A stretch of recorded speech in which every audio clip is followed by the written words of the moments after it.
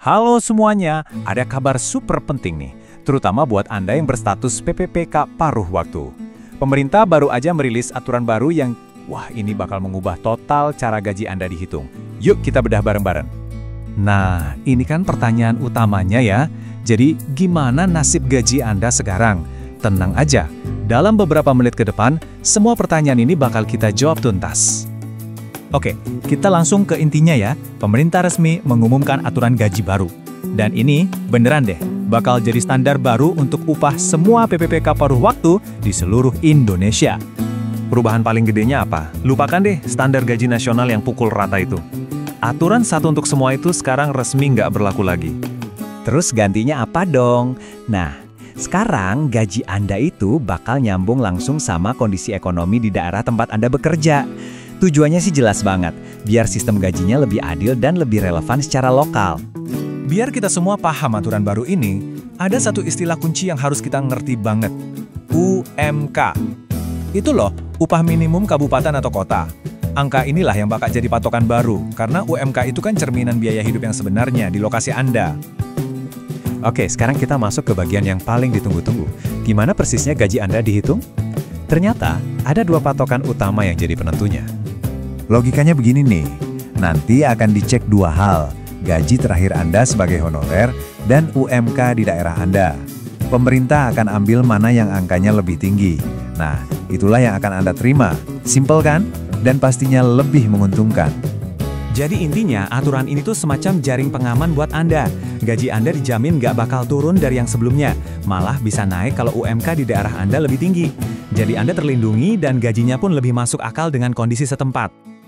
Tapi mungkin Anda bertanya-tanya, kenapa sih kebijakannya diubah sekarang? Nah, pemerintah punya 3 alasan utama di baliknya. Mari kita lihat. Jadi, menurut pemerintah alasannya ada 3. Pertama, biar struktur gajinya lebih realistis. Kedua, supaya upahnya selaras dengan kondisi ekonomi di masing-masing daerah.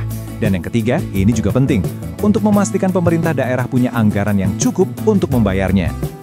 Oke, cukup teorinya. Sekarang kita lihat contoh nyatanya aja ya. Karena disinilah perbedaannya bakal terasa banget. Coba deh perhatikan.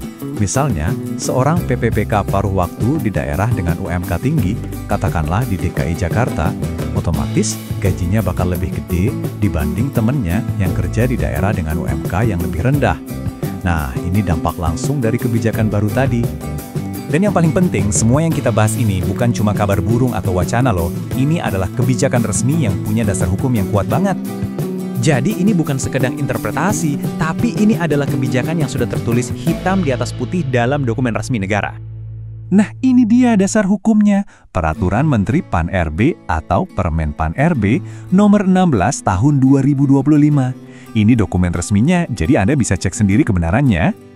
Di dalam peraturan itu, ada diktum ke-19 yang bunyinya jelas banget, saya kutip ya.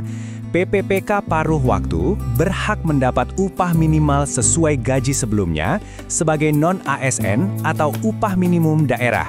Kalimat ini adalah jaminan hukum untuk Anda. Sederhananya, peraturan ini adalah bukti sekaligus perlindungan untuk Anda. Titik. Jadi jelas ya, tujuan aturan ini adalah untuk keadilan. Tapi, ini juga memunculkan satu pertanyaan besar. Apakah anggaran pemerintah daerah nanti sanggup menanggung kebijakan baru ini? Ini jadi hal yang menarik untuk kita pantau bersama ke depannya.